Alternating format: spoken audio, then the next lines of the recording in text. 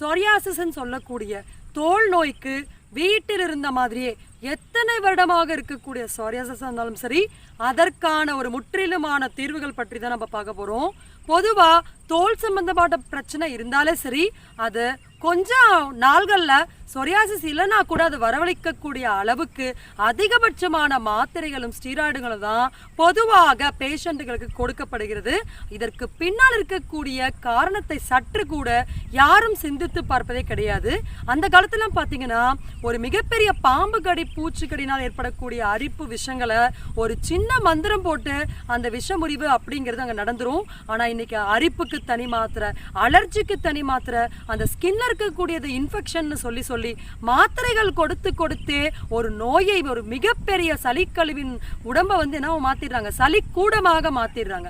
அப்ப சொரியாசிஸ் வருவதற்கான உண்மையான காரணம் என்ன? எல்லா தோல்